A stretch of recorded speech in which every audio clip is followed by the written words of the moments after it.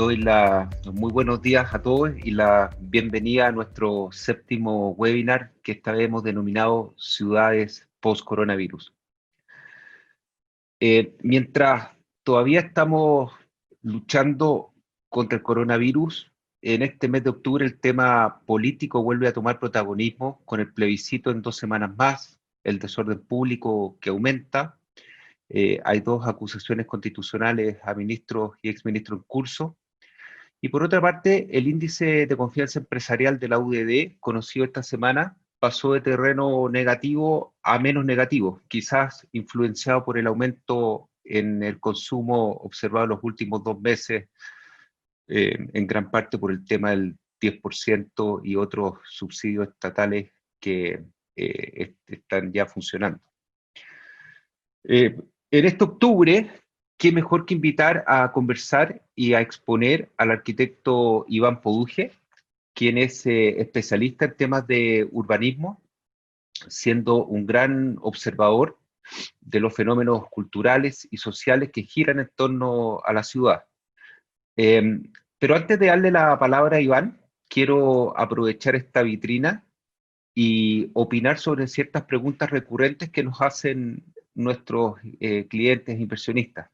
En general, mucha gente se pregunta cuándo, no cuánto, bajarán los precios de los bienes raíces como resultado de la pandemia y de los efectos de la menor actividad económica que enfrenta Chile después de octubre del año pasado.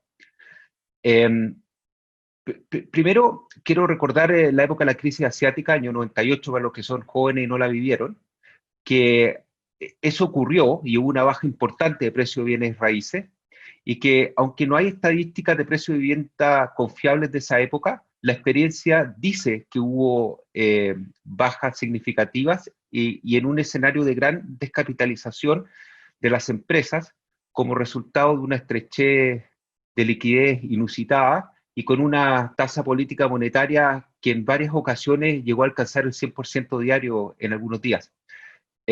Recuerdo el caso de un conocido empresario inmobiliario que en enero del 98, recordemos que los primeros impactos de la crisis se empiezan a sentir en marzo, abril del 98. Bueno, en enero del 98 tenía un edificio totalmente promesado, terminado, etcétera, pero por distintas razones municipales no lo podía escriturar todavía. Pasaron 6 meses y de un margen de sobreventas de algo más de 10%, lo cual es bien razonable para esta industria, solo en esos 6 meses, por la demora y por ende enfrentar costos financieros altos y también desistimientos de algunos compradores, ese margen holgado, 6 meses después pasó a ser una pérdida. Algo similar en cuanto a bajas de precio ocurrió también en Estados Unidos en la crisis del 2008, con los precios reales de vivienda bajando aproximadamente un 10%, y se fumaron trillones de dólares de este asset class que es el más importante del mundo. Ahora, el punto que quiero hacer es que este optimismo o pesimismo en cuanto a baja de precios no ocurre esta vez.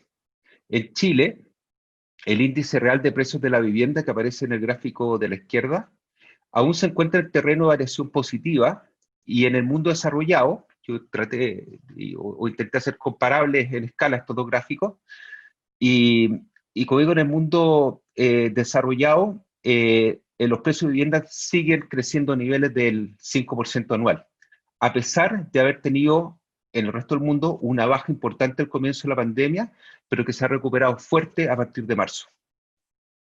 Entonces, quiero intentar argumentar sobre 3 grandes pilares en que descansa esta fortaleza del mercado inmobiliario y los precios de vivienda, tanto en el resto del mundo desarrollado como en Chile. El primer pilar es la política monetaria muy expansiva. Hay evidencia importante sobre la relación entre aumentos de precios en vivienda junto con tasas de interés bajas, que es por supuesto el escenario actual.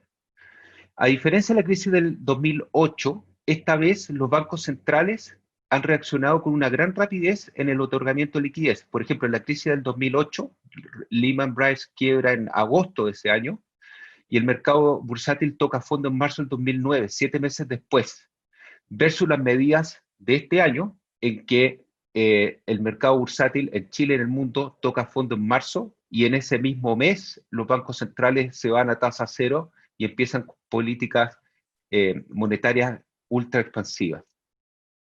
Esta menor tasa se ha reflejado también en el caso ahora chileno, por supuesto también en el resto del mundo, pero quiero concentrarme en Chile.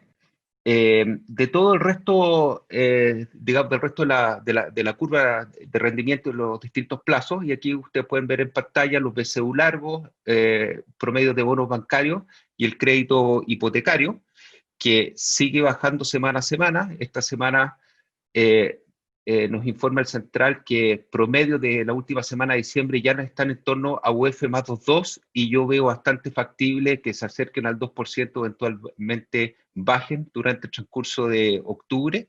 Puntualmente el Banco Estado esta semana anunció una promoción a tasa del 1,99 vigente de aquí a diciembre.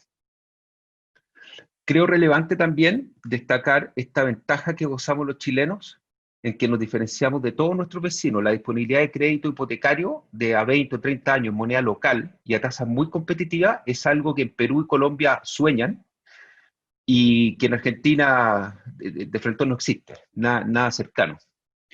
Hay un segundo pilar importante, que es la política fiscal, y en particular a Chile el efecto 10% de las AFP.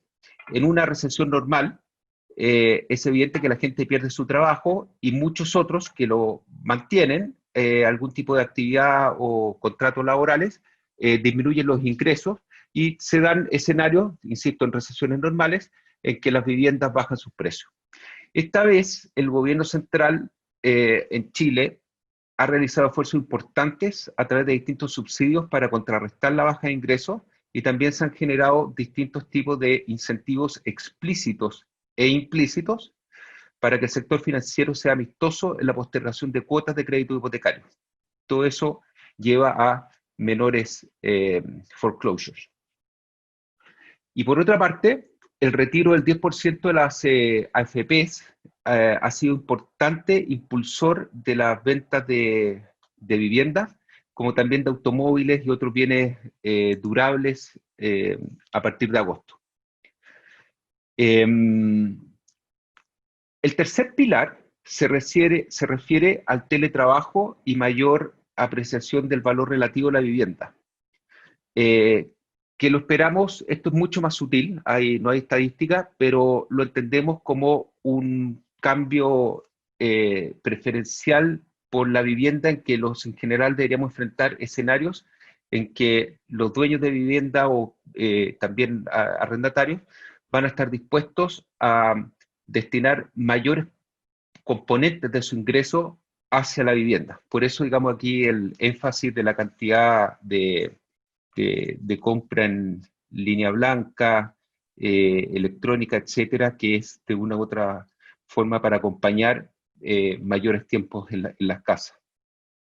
Y hay un cuarto pilar muy particular a Chile, y que nos muestra que la oferta de vivienda está bastante contenida, a diferencia de la crisis del 2008, con un stock listo para entrega de tan solo 14% en departamentos. Hoy día, departamentos versus casa, los departamentos representan más o menos el 85% de casas y digamos, del mercado, y las casas solo 15%. Entonces, del stock de oferta, que solo un 14% esté listo para entrega, es un escenario también radicalmente distinto al del 2008, y eso implica, digamos, que hay menos necesidad de realizar liquidaciones de precios. Bueno, estos cuatro pilares, y repito, la tasa baja por un periodo de tiempo prolongado, el alto impulso fiscal, la mayor valoración relativa de la vivienda al pasar más tiempo en casa, y por último, lo que comenté recién, la oferta contenida, me hacen pensar que en esta recesión, por primera vez, no habrá una baja en el valor de las viviendas. Por supuesto que estos son grandes promedios, hay submercados, como es por ejemplo el mercado más alto, sector Oriente Santiago, que eso sí ha enfrentado bajas de precio. Bueno, y por último quiero referirme brevemente a otro tema, y que es el aspecto tributario que afecta al sector vivienda. El ministro Briones tiene el ánimo y voluntad de generar una revisión tributaria completa, pero concitando un amplio apoyo político, muy transversal, con el ánimo de darle estabilidad al país y evitar estar en un tira y afloja permanente en cuanto a nuevos impuestos. Independientemente de nuestras posturas y visiones económicas y políticas, sugiero que tomemos como un dato la mayor carga tributaria futura. Entonces, quiero pasar el mensaje sobre esta idea errónea, a mi juicio, sobre esos eventuales beneficios que gozan las empresas constructoras por haber estado afectas a un régimen de IVA especial. Y me explico. La vivienda es, por definición, un bien no transable. Además, el mercado inmobiliario de vivienda en Chile, y particularmente en Santiago, es altamente competitivo, con las características deseables que la teoría económica indica: multiplicidad de oferentes y demandantes, inexistencia de barreras de entrada, alta rivalidad entre competidores, entre varios otros. La lectura de la Guía de Estudios de Mercado de la Fiscalía Nacional Económica soporta y refrenda fuertemente lo anterior. Entonces estamos en lo que teóricamente se puede parecer a un mercado bastante perfecto. Entonces, es conveniente destacar que ante la existencia de las características de mercado recién mencionadas, las exenciones tributarias, y esto es lo clave, se traspasan completamente a precio para el consumidor. Podrán haber pequeños desajustes temporales en momentos de alto crecimiento económico o en periodos recesivos como el actual, pero por poco tiempo. Y en las circunstancias en que la naturaleza de la oferta toma un cierto tiempo para materializarse. Pero estos ajustes ocurren rápidamente al alza cuando hay nuevos tributos y teóricamente a la baja con nuevas exenciones tributarias, que no ha sido el caso en Chile en los últimos 20 o 25 años. Entonces, en mercados competitivos y con bienes no transables, todo efecto en costos es traspasado a precios. Esto se ve claramente en el gráfico que muestro en pantalla ahora, donde, por ejemplo, la primera línea roja vertical intenta mostrar el momento en que la reforma tributaria del gobierno Bachelet II es conocida, no necesariamente aprobada, que eso es agosto del 2014, y entre ellos venía el mayor IVA al sector vivienda y construcción, y después está marcado el 1 de enero del 2016, cuando entra efectivamente en vigencia. La ley entró antes, pero se aplica a partir del 1 de enero del 2016 con mayores impuestos. Entonces, es bastante evidente aquí gráficamente como previo a la entrada en vigencia del mayor IVA, eh, la curva es ascendente, de hecho, hasta esa época, y por ende, esto es una demostración de que todo el impuesto se pudo traspasar al consumidor y por ende, al final, esta política en que se cree que se está afectando positivamente a un sector, eh, tiene un gran impacto negativo en sectores medios y medios bajos a los que uno cree que este tipo de políticas públicas al final se intenta defender y proteger. Entonces, en gran resumen, el gráfico anterior y la matemática detrás muestra que el efecto IVA de la reforma 2014 o 2015 fue pagado íntegramente por los compradores de vivienda en esa fecha. Bueno, no me extiendo más con los argumentos anteriores y es el momento de introducir a nuestro invitado, Iván Pouge. Como les comentaba, es arquitecto especializado en urbanismo. En su oficina TIFA ha efectuado estudios, planes y proyectos para organismos públicos y empresas en más de 50 ciudades en Chile, Perú y Colombia, que incluyen nuevos barrios, parques, espacios públicos, teleféricos y recuperación de bordes fluviales. Ha sido miembro de las comisiones asesoras presidenciales que formularon políticas de desarrollo urbano por encargo de los presidentes Piñera en el 2012 y Bachelet en el 2015. Es profesor universitario y miembro del Consejo Nacional de Desarrollo Urbano.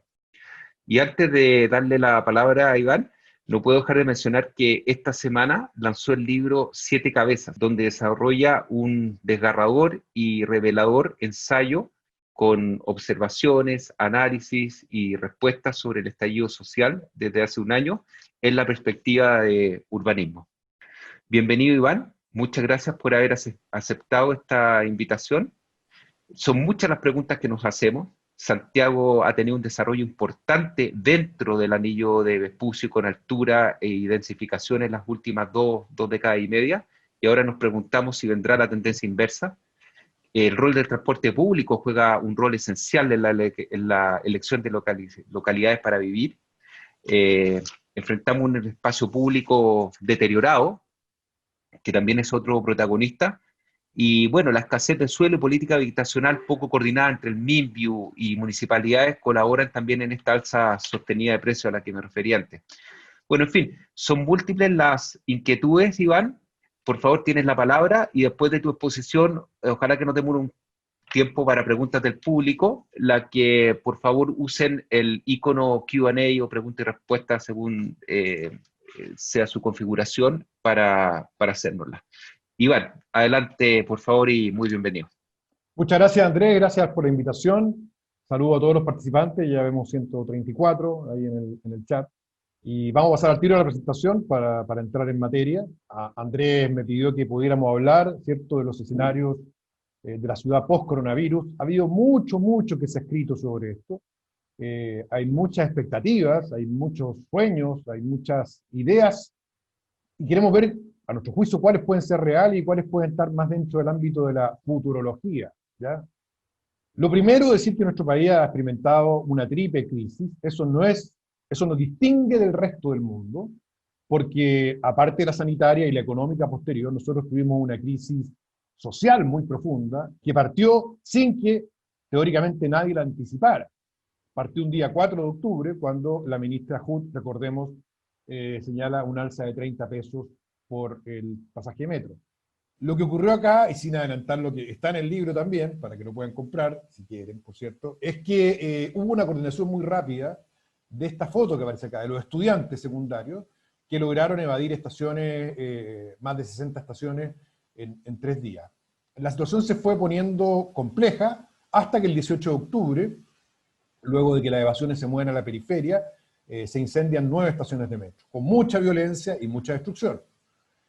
El día 19 y 20 continúan los incendios, y acá ustedes pueden ver lo que había la madrugada del 18, en color amarillo aparecen las estaciones que estaban siendo vandalizadas, para que ustedes vean, acá está Pedro Valdivia, acá está Baquedano, acá está Los Héroes, y las que ya estaban siendo destruidas, atacadas, como nunca se había visto en la historia, y, según lo que pudimos hablar nosotros, con expertos, con colegas, profesores de otras universidades, no existe otro caso del mundo, salvo ataques terroristas, pero muy acotados, donde se haya hecho digamos, una destrucción tan relevante, gigantesca y extendida de una red de metro, que es la más moderna de Latinoamérica, la de Santiago.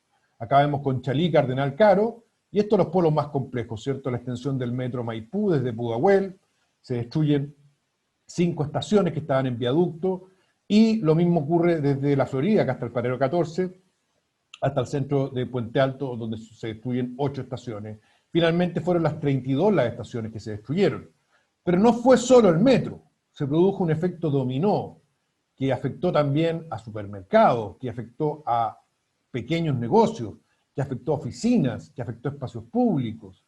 Esta es la imagen, ¿cierto?, de la destrucción de un centro comercial ubicado frente a la Biblioteca Nacional, en plena Santa Rosa con Alameda, algo absolutamente inédito, propio de los disturbios raciales que vimos en Estados Unidos en los años 60 y 70, que se repitieron en menor medida, ¿cierto?, luego del caso Black Matters. Pero lo que vemos acá es que en pleno centro histórico se producen, digamos, estos ataques.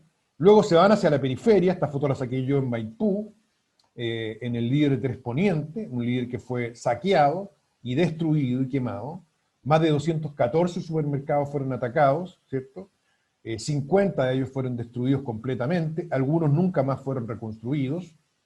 Y este fenómeno no solo se localizó en Santiago, se empezó, a extender a regiones, y hubo regiones donde fue sumamente violento, como el caso de Antofagasta, donde los disturbios partieron el 18 y estuvieron incluso más allá de marzo, con enfrentamientos durísimos en el sector norte de la población Bonilla, ¿Y por qué lo pongo sobre la mesa? No solo para decir que esto no fue un fenómeno santiaguino solamente, sino que afectó a la base, al corazón económico de Chile, que es la región donde está el cobre y el litio.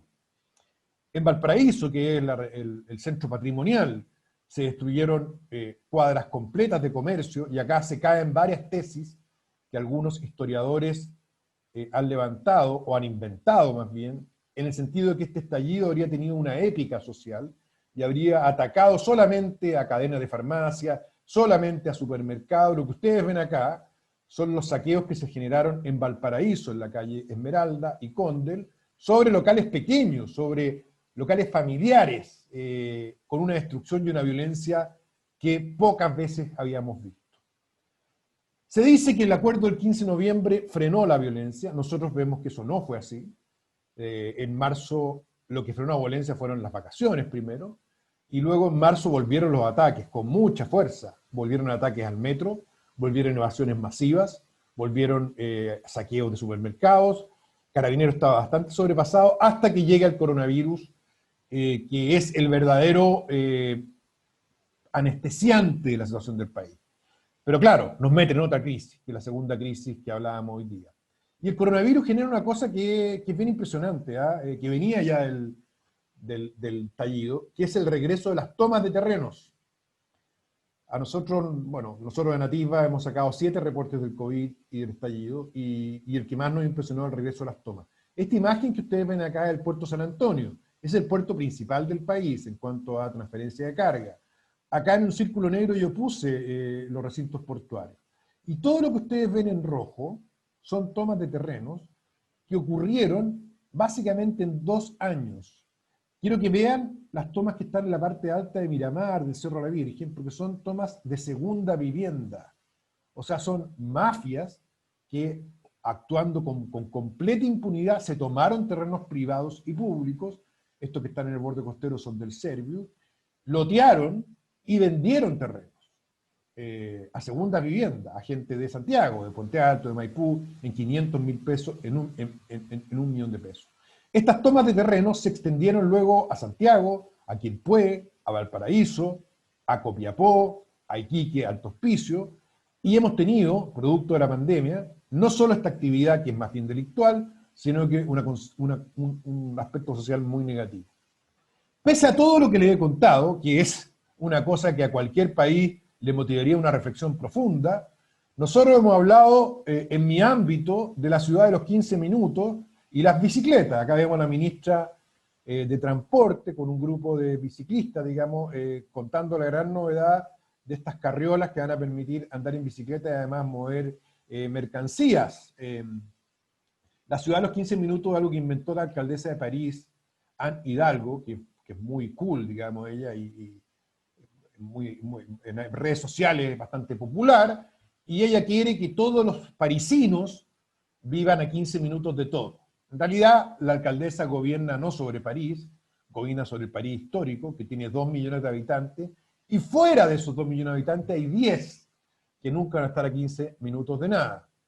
Se instala el trabajo siempre con esta figura, digamos, de un personaje parecido a él, o similar a él, y el teletrabajo parece que va a cambiar todos nuestros paradigmas, va a hacer que las ciudades desaparezcan o se tornen menos importantes, va a hacer que las oficinas también se hagan menos importantes.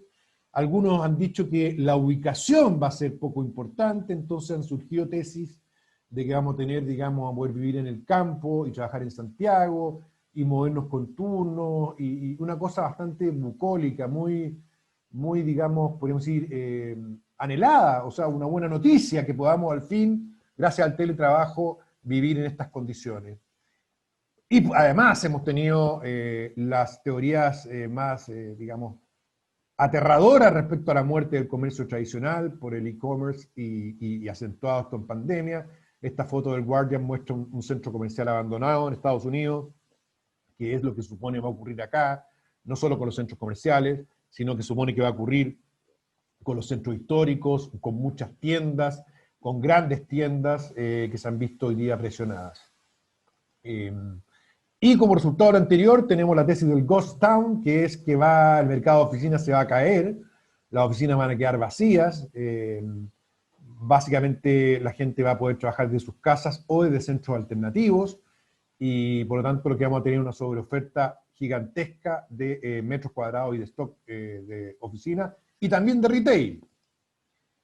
Esto es lo que se habla. Yo he ido a varios webinars con colegas míos donde se habla de esto. He escuchado a expertos hablando de esto. Pero las realidades son un poco distintas. Volvamos a la foto de la ministra Hood con su bicicleta y estos, digamos, jóvenes con casco, digamos. Y cuando uno lo pone en número, bueno, las bicicletas representan el 4% de los movimientos de la ciudad. Pero esta foto muestra el 31%, y la foto muestra cómo lo ha pasado la gente en la pandemia, ¿cierto? Trasladándose en buses de Transantiago, que a casi 13 años de su fundación sigue siendo una mesa coja, una rueda cuadrada, que le ha costado al país en régimen $1.000 millones para mantener un sistema mediocre. Y, por supuesto, a la ministra no le gusta, y a veces se enoja cuando le digo yo, que el sueño de la gente no es tener una bicicleta. Ese es el sueño de los hipsters, ese es el sueño de los jóvenes, pero el sueño del grueso de la gente es tener un auto. ¿Para qué? Para escapar de esto, que es lo lógico. Ahora le cuesta verlo a mis colegas ingenieros de transporte y arquitectos, porque todos tienen auto, porque todos viven cerca, entonces ellos andan en bici. Pero para el grueso de la población, que es lo mismo que no ve la alcaldesa de París, el cambio de la micro al auto es, digamos, cuántico. Y hoy día es el 27% de los viajes. Cuando pensamos en el teletrabajo, que es el 12% de los... Salió en el Mercurio publicado. ¿Quiénes son los que teletrabajan en realidad? El 12%, que además se mira el ombligo, que se juntan todos juntos, que viven en los mismos entornos. Entonces, como uno no habla con más gente, por el encierro, tiende a pensar de que todo el mundo está teletrabajando. Es solo el 12%. El 52% sigue yendo a la pega, sigue copando con dificultad los espacios públicos. Estas fotos del Paseo Bulnes son oficinistas del sector público, son oficinistas del sector privado, solo los estudiantes hoy día están fuera, pero van a volver. Entonces, cuando uno escucha las tesis de la Ghost Town y que se van a vaciar las oficinas y las calles también, bueno, eso permite dudar, digamos, de la relevancia. Esta foto es la que más ternura me da a mí, porque claro, es muy lindo lo que se ve acá. 6% solamente puede acceder a condiciones de teletrabajo, porque son independientes, tienen renta, pueden viajar. El 14% son como Joaquín, esta gran foto de Juan Diego Santa Cruz, del libro Infeeling que sacamos con Socoesa y Almagro. El 14% son hogares monoparentales como Joaquín, que lo único que quieren es salir de la casa de sus viejos, que los tienen locos, y comprarse un departamento chico para poder pasarlo bien, como él. Y tenemos un 46% que está representado en esta foto, que me encanta, también de Santa Cruz, del Parque Balmaceda, cerca de las Torres de Tajamar, que es una familia de clase media que se acaba de casar y que quiere también salir de la casa de los padres y moverse a una vivienda. No se va a ir a vivir a un campo, no se va a ir a vivir a Casablanca, porque los dos trabajan o de manera independiente, pero en la ciudad, son comerciantes, entonces no pueden, digamos, tener esas visiones. Sobre esto, que es, yo creo, la tesis más, digamos, futurista y conspirativa de todas, puede ocurrir que evidentemente las ventas van a bajar, eso lo hemos visto, ya han bajado 12, 15% antes de la pandemia, pero también hoy día vemos que Estación Central, que Providencia, que el centro de Arica, el centro de Antofagasta, ahora con la descuarentenada de Valparaíso y Viña, lo que vemos es la gente repletando los espacios públicos, sobre todo las clases medias. Esta foto está tomada en Estación Central, en la Alameda Poniente, el límite de Estación Central con Santiago, colas para entrar a ferreterías, colas para entrar a supermercados. O sea, esto del comercio electrónico también tiene matices, ¿ya? Y puse esta foto, no sé quién es él, espero que no sea nadie conocido, para hablar del placebo. Lo que nos ha pasado a nosotros, a la elite, es que hemos caído en un placebo, como una situación como de embriaguez, digamos, futurista. Primero, es una elite que está knockout con el estallido, ¿ya?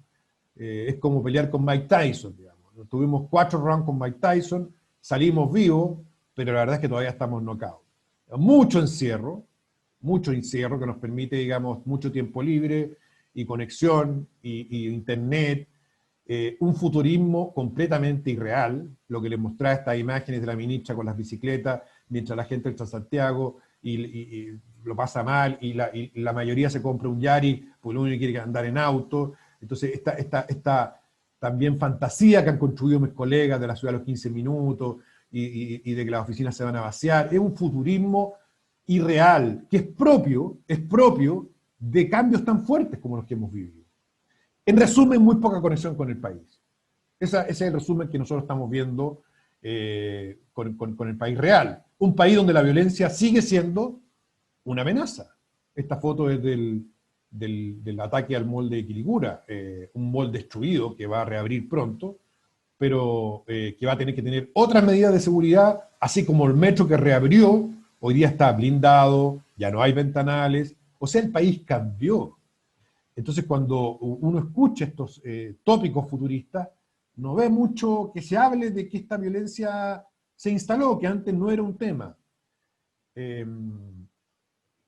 El costo de la vivienda, algo explicaba Andrés de eso, este gráfico de Tomás Izquierdo para mí es muy simbólico, por eso le puse un estallido acá, una bombita, ¿cierto? Los salarios creciendo al 139 desde 2004 a 2017, y los precios de las viviendas al 177. O sea, en términos prácticos, el gap entre el aumento de los salarios y el precio de la vivienda se ha hecho insufrible para las personas, ¿ya? Y esto tuvo dos reacciones. La primera es generar el mercado de arriendo y el multifamily, famoso. Todos se pusieron a comprar departamentos, arrendaron los departamentos muy bien. Pero lo que pasó con la pandemia es que ese encierro se hizo un poco intolerable. Entonces la gente por eso se tomó los terrenos.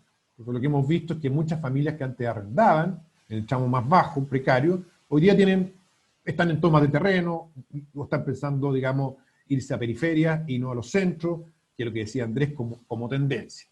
Entonces, el costo de la vivienda es un tema preocupante. Esta es la próxima gran crisis que viene. ¿Por qué? Porque el precio va a seguir subiendo en la medida que tengamos restricciones normativas, pero también de espacio, en la medida que sigamos desarrollando los proyectos en los mismos barrios, en la medida que no innovemos nuevas localizaciones que permitan ir a buscar precios menores. Y los salarios es poco probable que sigan ese ritmo. Entonces, este gap debiera ampliarse y eso es complicado. Campamentos, por lo tanto, que poco hablan de ello. Nosotros sacamos un reportaje en el Mercurio hace mucho tiempo, sacamos 8 de las tomas, el MIMBU se adelantó y sacó algo antes, digamos, pero bueno, no con mucha tranquilidad, porque el ministro de Vivienda nos dijo básicamente que va a hacer un estudio para saber cuántas tomas hay, que lo va a entregar el próximo año, lo cual no da mucha tranquilidad respecto a, digamos, los campamentos que han aumentado en más de un 200%. Este campamento que ustedes ven acá está ubicado en Iquique, apareció en 2 años y tiene el tamaño del centro de Santiago. Viven 3.000 familias acá, sin agua, sin alcantarillado. Hay campamentos similares en Batuco, en La Florida, en Puente Alto, en Maipú, en Quilpué, Villa Alemana, y para qué sigo con la lista. Pero también tenemos un problema de hacinamiento y segregación, que bueno, mis colegas embobados con esta cosa de la bicicleta y el teletrabajo, no han visto, digamos, que tenemos 400.000 familias con déficit habitacional, tenemos 200.000 familias viviendo en estos bloques inhumanos, con canchas de tierra, con sitios eriazos, con bandas violentas.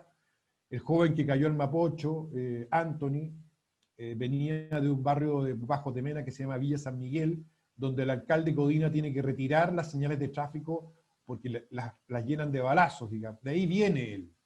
Y cuando lo tiraron al río venía de enfrentarse con un chuzo a un carro de carabineros. Bueno, ¿quién está hablando de esto? Pocos. Y para embarrarla más, o para ponerle el cóctel, tenemos una clase política peleadora, egocéntrica, que tiende a mirarse el ombligo, que cree que está, digamos, transformando el país, y que si la élite estaba en placebo, ellos están básicamente en Narnia, en El Señor de los Anillos, no sé, mezclado con... Realmente están en otro planeta. Ya están en otro planeta. La Constitución los tiene absolutamente engolosinados, y yo creo que nunca lo han pasado tan bien. Los sueldos son buenos, están asegurados, y les va a permitir a ellos dibujar el nuevo país en una Constitución, ¿ya? Bueno, este es el escenario que tenemos nosotros, un escenario complejo, es un escenario complejo, no podemos negarlo, ¿cierto? Porque la crisis social es una crisis que no tuvieron los países que tuvieron la crisis sanitaria, y si bien nosotros estamos mucho más blindados, como lo señalaba Andrés, porque tenemos un Banco Central autónomo, porque tenemos, digamos, políticos serios como el ministro Briones, bueno, la verdad es que estamos sometidos a una presión gigantesca, y además tenemos una élite desconectada. Entonces, la estrategia que quiero conversar con usted, la primera estrategia, que es básicamente qué es lo que tenemos que hacer en este escenario, es tomar liderazgo, ¿ya? O sea, acá no sirve esconder la cabeza. Liderazgo tiene 3 condiciones para mí. Primero, cable a tierra, menos futurismo, más terreno, más contacto con la gente. Segundo, horizontalidad en el trato. Y tercero, moverse rápido. O sea, estamos contra el tiempo, ¿ya? Lamentablemente los políticos no tienen incentivos para moverse rápido porque ellos están en Narnia, en el mejor de los mundos, como les comenté. Se van a encerrar en el Congreso antiguo a redactar la nueva Constitución. Entonces, creo que la empresa tiene un rol acá que cumplir. 2 liderazgos a destacar. Carlos Peña, que tiene un cable a tierra puesto, que no se ha comprado ninguna de estas tesis refundacionales, que está mirando la realidad y leyendo, y otro liderazgo, el liderazgo horizontal del ministro Briones, porque la gente la verdad es que no quiere más retos, no quiere más prédicas, y no quiere más políticos desconectados de la realidad. Cuando Briones en esta foto se baja en un paro de camineros, a hablar con los camineros, pero más importante, porque lo hace legítimamente, porque él cree que esa es la manera, hace una diferencia. Pero el mismo Briones hoy día dice que es una irresponsabilidad sacar otro 10%. O sea, no es solamente el buenismo en que ha caído parte de la elite, este buenismo culposo que hemos visto, ¿cierto?, en tantos empresarios también, que piden perdón, que está muy bien, pero que se recluyen, se repliegan. Bueno, hay que hacer lo contrario. ¿Y qué es lo que hay que hacer en el sector inmobiliario? 2 claves: integración social y aporte al entorno. Este proyecto es la Villa Frey, ¿ya? Estos son los proyectos que nosotros tenemos que construir de acá al futuro. Estos proyectos lo construyeron privados con el Estado, el año 65. Está en Ñuñoa, en un sector que era periférico en la época, ¿cierto? Y tiene viviendas en distintas alturas, pero tiene parques, tiene juegos de niños, tiene servicios, tiene almacenes, ¿ya?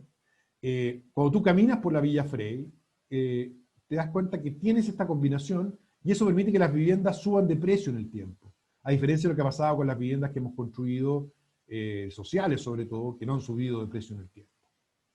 Tengo otro caso acá, el caso del núcleo Chagavía, del grupo EPCO, ex hospital Pedro Aguirre Cerda.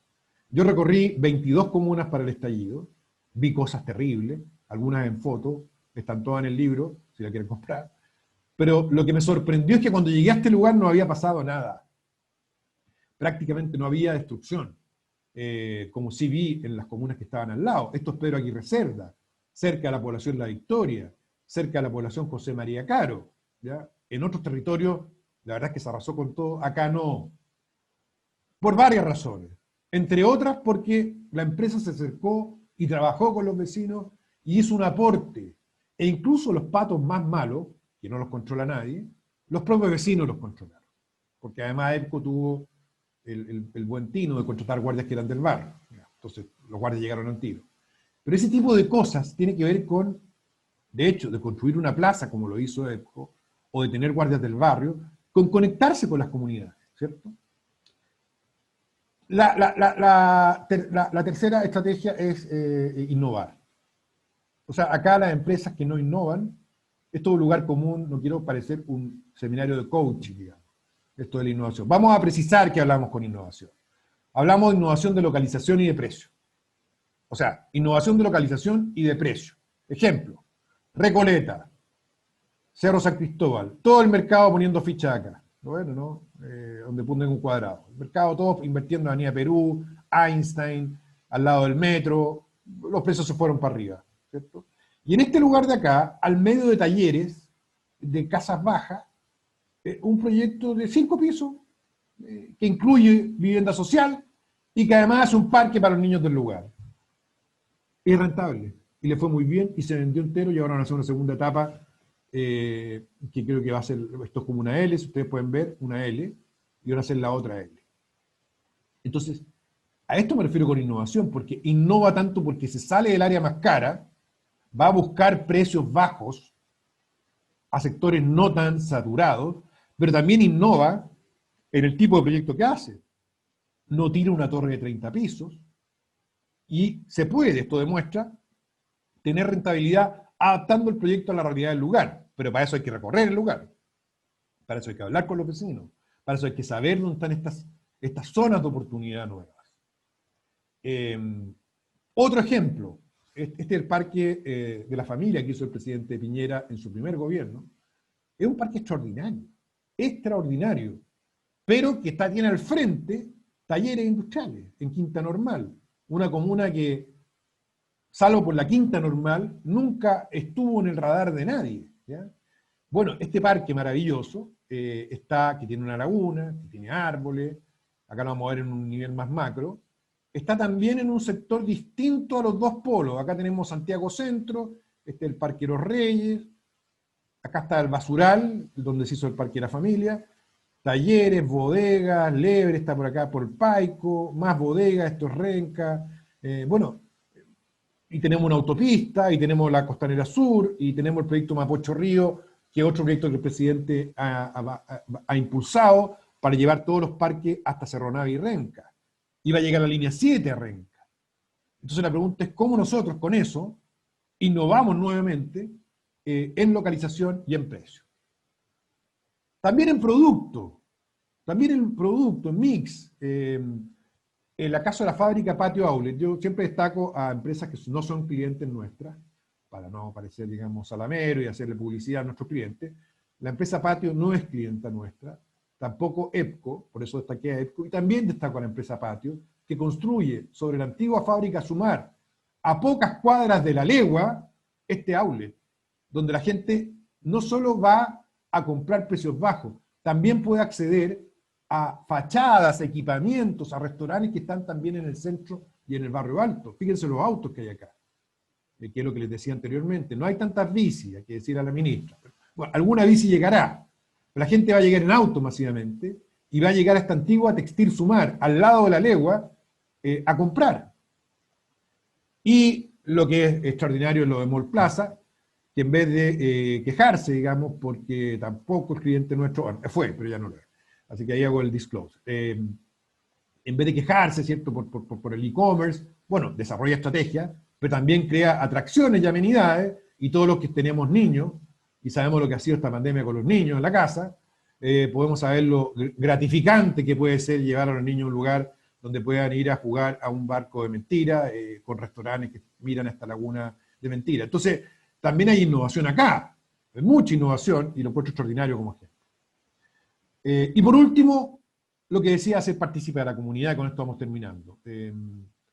Miren, quizá una de las cosas que más me sorprendió en el estallido, cuando le preguntaba a la gente, a todos, oiga, ¿qué le pasó a usted con la destrucción de la violencia, con los supermercados? La gente lo pasó muy mal.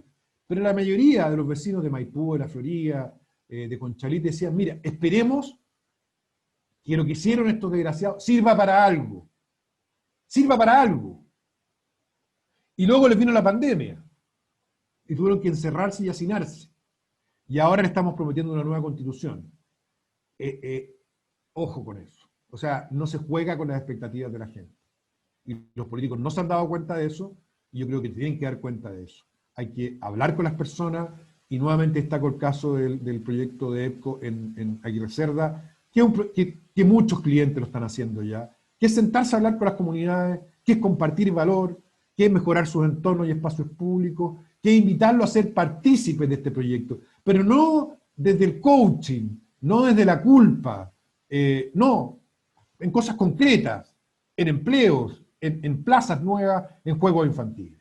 En conclusión, para poder abrir la pregunta hacia ustedes. Chile ha vivido 3 crisis seguidas en menos de un año y la elite está knockout. Hay que decirlo. Los políticos, los empresarios, muchos intelectuales. Yo he leído varios libros para hacer el mío, y la verdad es que leí un libro que se inventó un estallido. Tanto porque era un estallido cubano chavista programado casi con agentes infiltrados, como porque era un estallido épico, romántico, donde iban unos jóvenes así idealistas, sin ninguna droga, a romper estatuas de conquistadores. O sea, y la nueva constitución ha incrementado este futurismo. No hemos quedado en el COVID en una ciudad sin vacuna. Esto es muy interesante. Cuando Chile fue golpeado por pandemias fuertes, la viruela se demoró 15 años en llegar a la vacuna. Se morían cientos de miles de personas. Por supuesto, con esto no estoy minimizando el COVID, ni quiero ser como Trump, para nada. Pero hemos hablado solo de la ciudad sin vacuna. O sea, la ciudad del encierro, la ciudad de la distancia social, la ciudad del teletrabajo, pero uno basta recorrer cualquier centro y ve que apenas se abre la cuarentena, lo único que quiere la gente es salir a la calle, encontrarse, ir a los lugares, ir a comprar, porque esa es la esencia de la ciudad. Esa es la esencia de la ciudad. Vivir todos apretados en un espacio reducido con un territorio tan grande. Yo no creo que eso vaya a cambiar. Hemos sobredimensionado el efecto de las nuevas tecnologías y este paseo futurista, lo peligroso que tiene es que tapa urgencias y también tapa oportunidades. Lo que tenemos que hacer es escuchar y atender las demandas de las personas. Tomar posición en el debate y la ciudad, a lo Carlos Peña y a lo Briones, y a lo EPCO, y a lo Patio, y a la Mall Plaza, para poner casos también de empresas.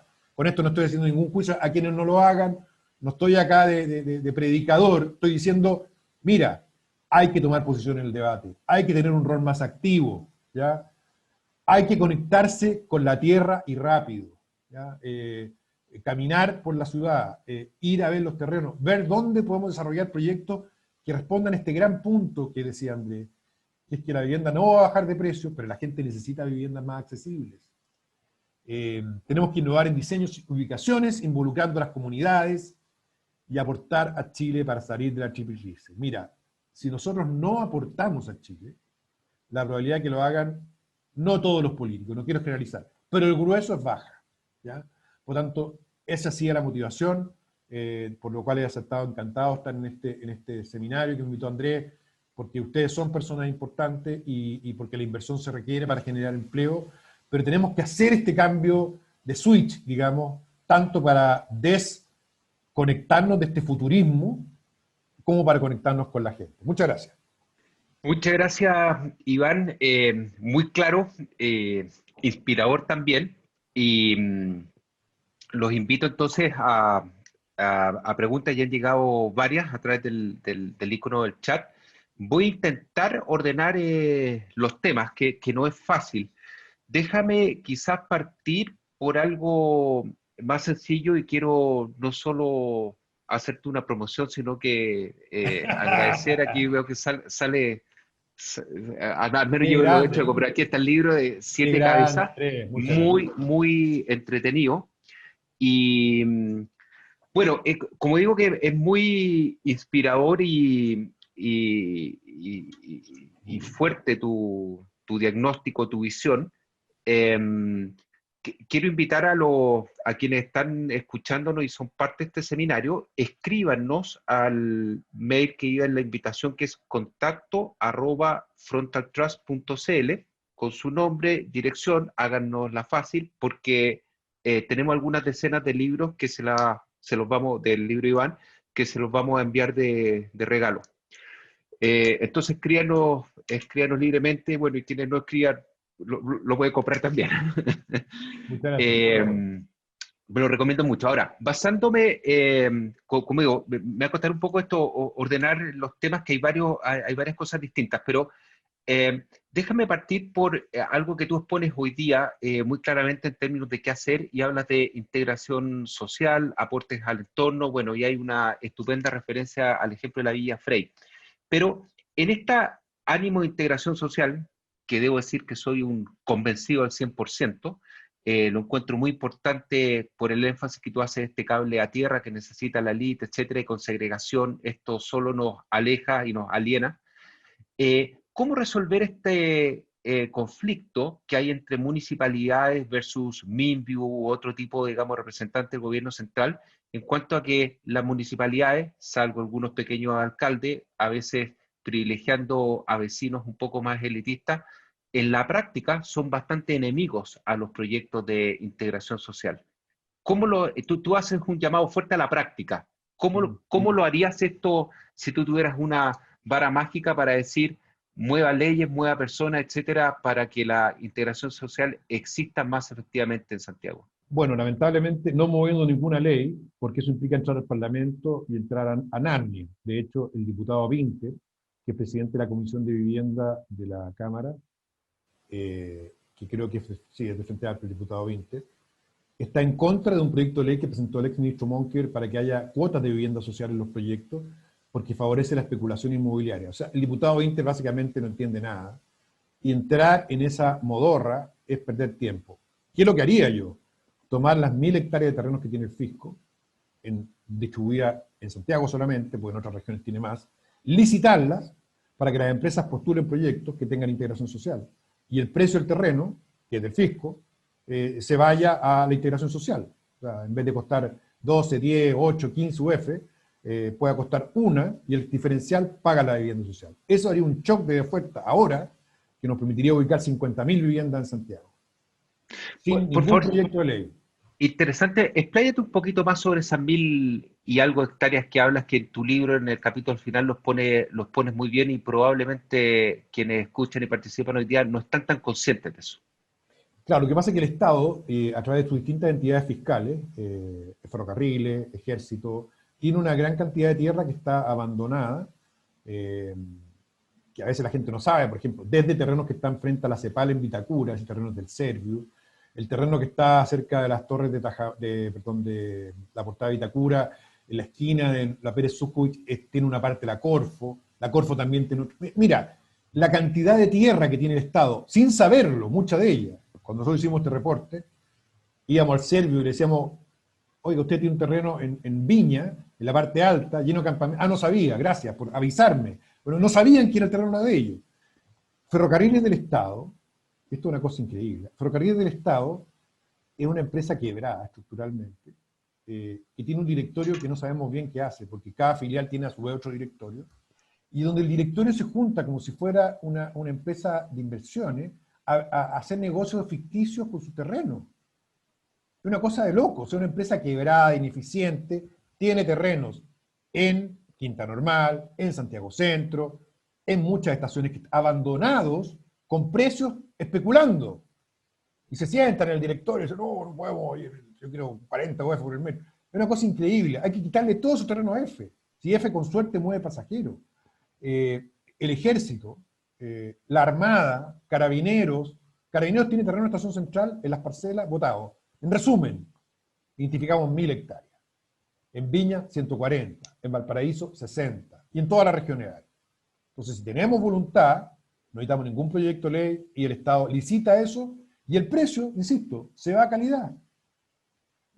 Compitan por precio, quién me ofrece más superficie de vivienda, quién me ofrece más parque. Eso se puede hacer ahora. Clarísimo. Y ahora, otro tema que te referiste tangencialmente en la presentación en cuanto a que hablaste algo efectivamente de las torres de 30 pisos, no sé si efectivamente, pero evidentemente que hay mala densificación, pero también hay buena densificación y es necesaria para compartir y rentabilizar bienes públicos como metro, plazas, parques, etcétera. ¿Cómo hacerlo para lograr políticas públicas que implique o que llame a densificación con calidad? O sea, menos, no gueto vertical, pero sí altura necesaria donde, bueno, el crecimiento y naturaleza de la población lo implica y lo necesita, digamos, es una evidencia en la medida que pasa el tiempo y Santiago crece. Mira, te insisto en el tema de los proyectos de ley. Yo creo que nada que pase por proyecto de ley hay que proponer. Y hay que proponer cambios reglamentarios a través de la ordenanza, que son por decreto supremo, que permitirían definir zonas de prioridad social en terrenos cerca del metro donde tú puedas construir en la altura. Ahora, aunque la ordenanza lo diga, si tú vas y te plantas con un edificio alto, muy conflictivo, los vecinos no te van a dejar hacerlo. Va a tener mucho conflicto. Entonces yo creo que lo que ha pasado en la práctica, y si tú caminas por Ñuñoa, te encuentras, por ejemplo, en calle del Ñuñoa de Sánchez de Suárez Mujica o García Moreno, edificios nuevos de 3 pisos y de 4 pisos, porque los precios llegaron a un punto donde es posible hacer edificios de 3 pisos. Lo que yo pienso es que va a ser muy complejo, salvo en sectores puntuales, como frente a los parques, hacer torres de 30 pisos, y tenemos que acostumbrarnos a que las alturas van a ser más bajas. Yo te podría decir, mira, hagamos, no sé, una ley de integración social como donde participé yo, pero no va a salir. Entonces tenemos que pensar cómo buscar terrenos más baratos, más que más que subir la altura, ¿te fijas? Y creo que 15 pisos, 17 pisos es una cuestión absolutamente razonable.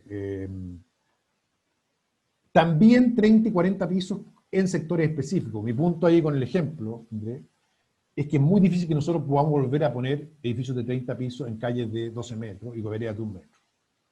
Eso es muy poco probable que vuelva a ocurrir, y es razonable que case eso. Y tampoco es explicable ni deseable que tengamos edificios como los que hay en San Diego o los que hay en San Francisco, donde los vecinos tienen que hacer cola y entrar con un torniquete a su departamento.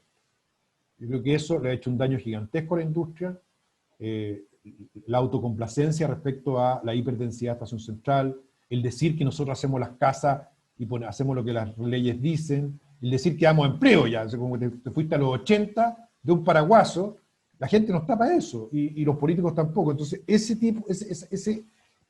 driver no tiene ningún destino, y creo que tenemos que trabajar en densidad equilibrada y poner creatividad para buscar terrenos menos caros. Oye, hay un tema bien así, han llegado algunas preguntas y quiero ir al Transantiago. Evidentemente, digamos que el vaso comunicante entre el sistema nervioso, vasos sanguíneos entre proyectos es esto. Y bueno, tú eres, como somos la mayoría de los chilenos, un gran crítico al Transantiago, que queda con bastante evidencia en tu libro. ¿Tienes alguna, puede partir de algo bien técnico, después nos vamos a algo más general ya, pero tienes alguna visión menos pesimista con el esquema de licitación que ha planteado este gobierno, que está promoviendo más operadores, propiedad distinta de la flota de buses sobre el operador, separar los bienes raíces donde son los patios de buses, etcétera? ¿Tienes algún mayor grado de optimismo de que esta etapa 2 va a solucionar algunos de los problemas? ¿O estamos en algo, en un monstruo de parte de las 7 cabezas insolucionable? No, yo creo que ese es el camino. El problema es que no se ha hecho. O sea, la ministra debió haber licitado los nuevos recorridos de Transantiago hace un año. Hoy día estamos con los mismos operadores de antes. Es peor, estamos con 5, que operan como un cartel. Si uno se cae, el 20% de la ciudad se queda sin micro. Entonces, hoy día, ¿sabes cuánto le estamos pagando como fisco a cada operador de Transantiago por pasajero transportado? 3.500 pesos. Porque como ha bajado la afluencia y la flota es la misma, tenéis menos ingresos, y para cubrir sus costos, el Estado tenía que poner 3,5 lucas. O sea, la gente podría andar en taxi, en colectivo, y andar en unas micros de mal estado. Entonces, lo que se requiere acá, ese proyecto es muy bueno, arregla, porque tiene más competencia, amarilliza el sistema. Para los que son más viejos, las micro amarillas eran aquel demonio que el Transantiago quiso enterrar, y cada vez se parece más a las micro amarillas después de 10.000 millones de dólares. Es el drama de esto, pero hay que mirar para adelante, y la ministra lo que tiene que hacer es licitar ahora eso para tener más competencia, y además entender que, como afortunadamente lo ha hecho el presidente, la línea va por el metro en ciudades grandes, y invertir mucho en metro.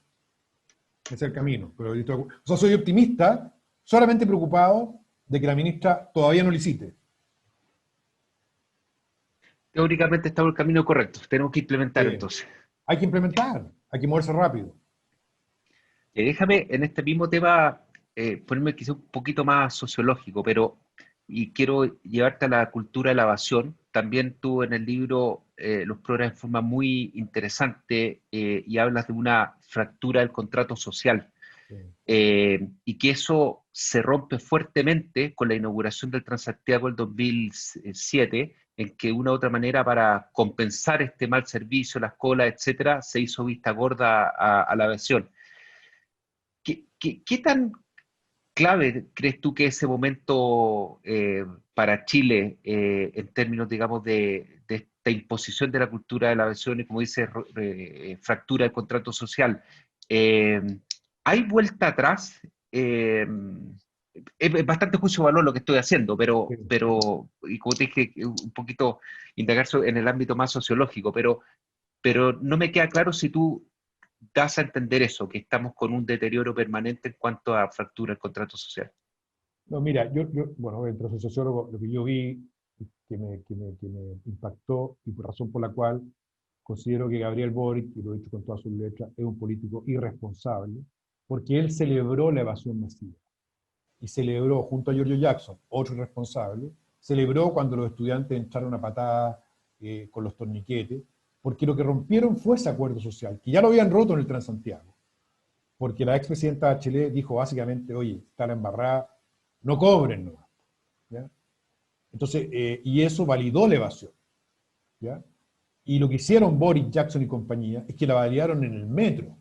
Afortunadamente el metro, porque ha hecho bien la pega, Luis de Grange, su directorio, porque el presidente le ha puesto apoyo, el metro logró recuperarse, construir sus estaciones, y hoy día cada vez que me subo al metro sigo viendo las colas y nadie evade, porque la gente siente que el metro le cumple, y si hay un evasor lo va a castigar socialmente.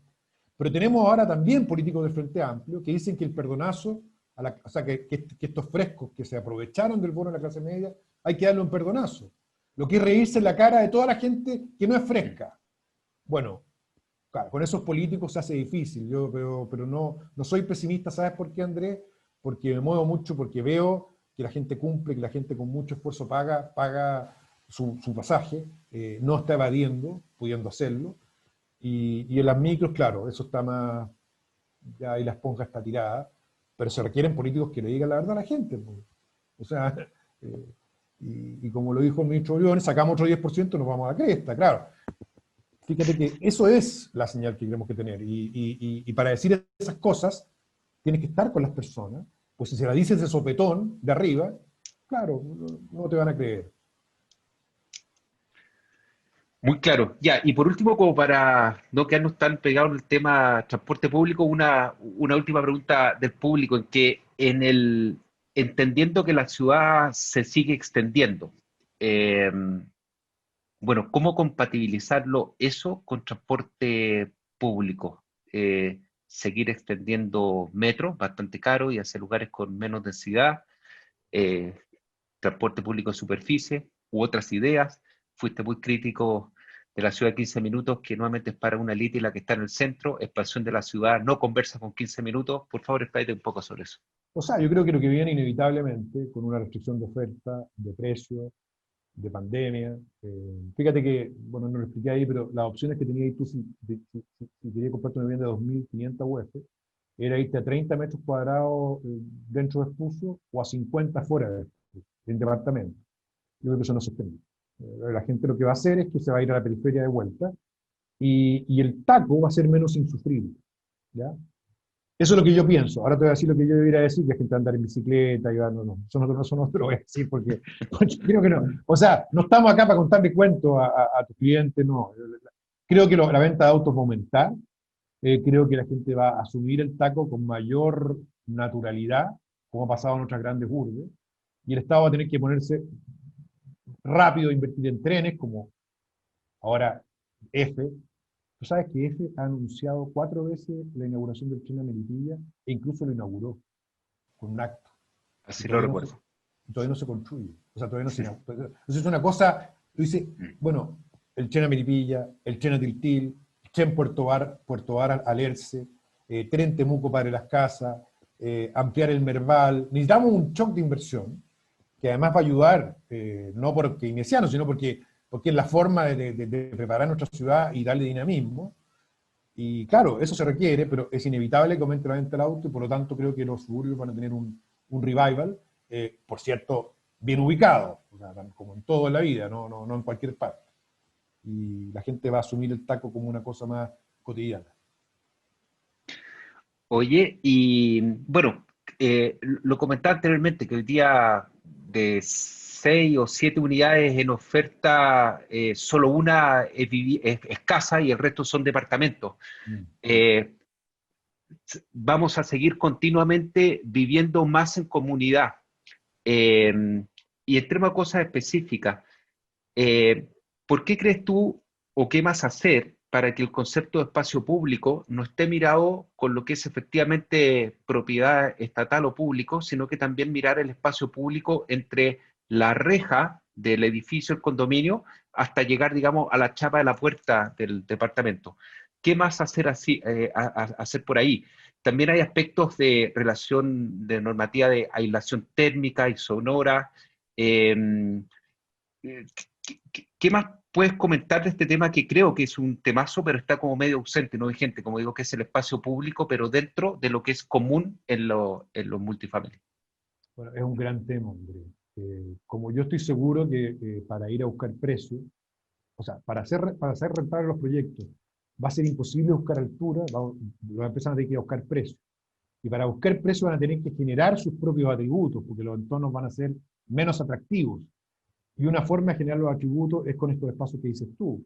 Hay un proyecto que está en Estación Central, en la avenida Gladys Marín, que creo que es de Avellaneda, no sé de quién es, que son 5 torres paralelas que están y tienen al medio como un parque interno, con quincho y todo, y es fantástico, las familias están felices ahí.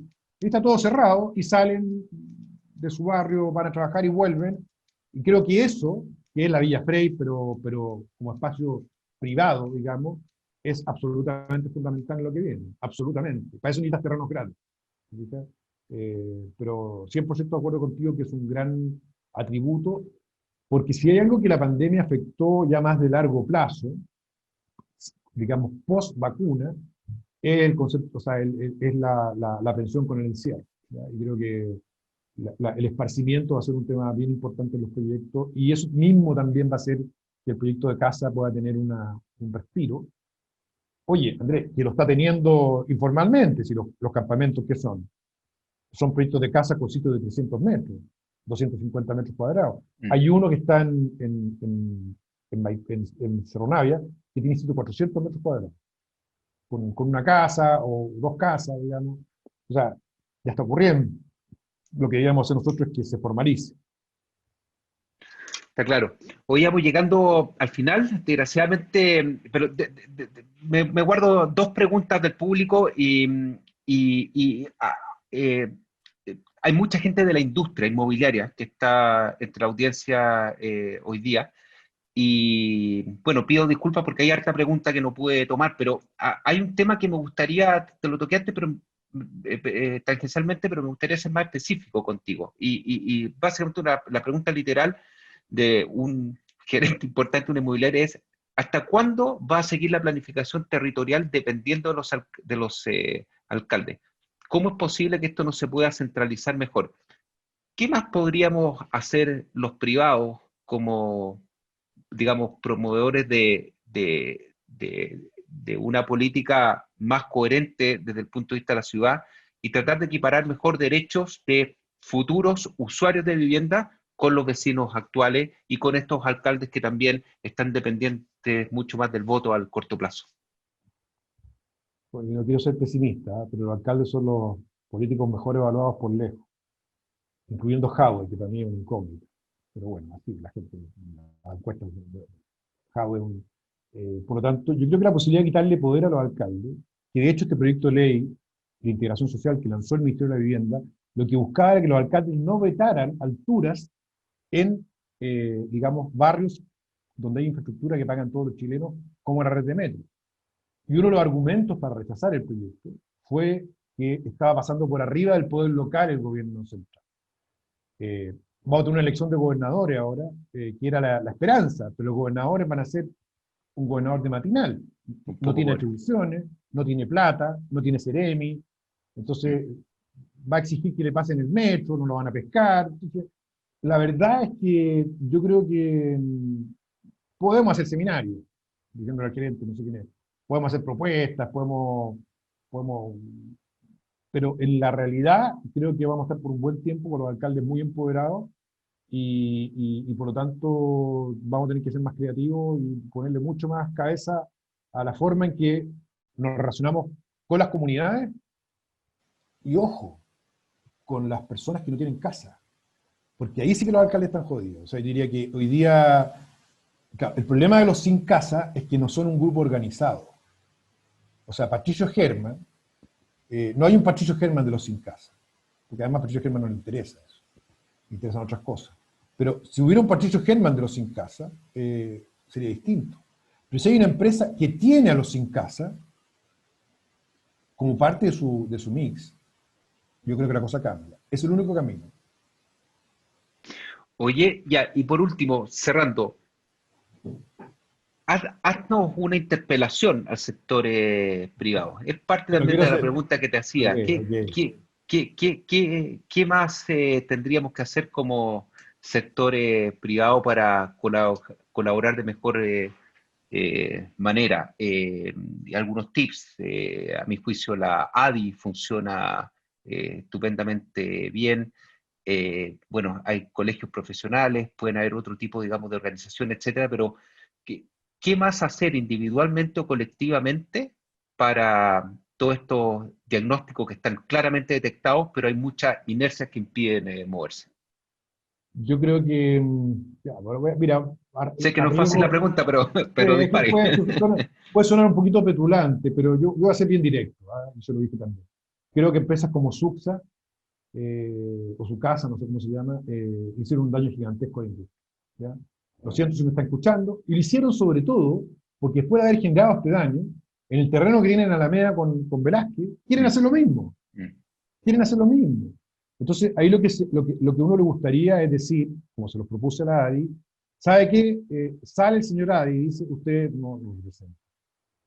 Un poco de autorregulación también. ¿Eh? Creo que es un camino. O sea, ustedes no nos representan. Lo que ustedes hacen no le hace bien a la ciudad, no le hace bien a la industria y no es la ciudad que queremos construir. Por una parte. Eso implica riesgos, pero bueno, hay que tomarlo.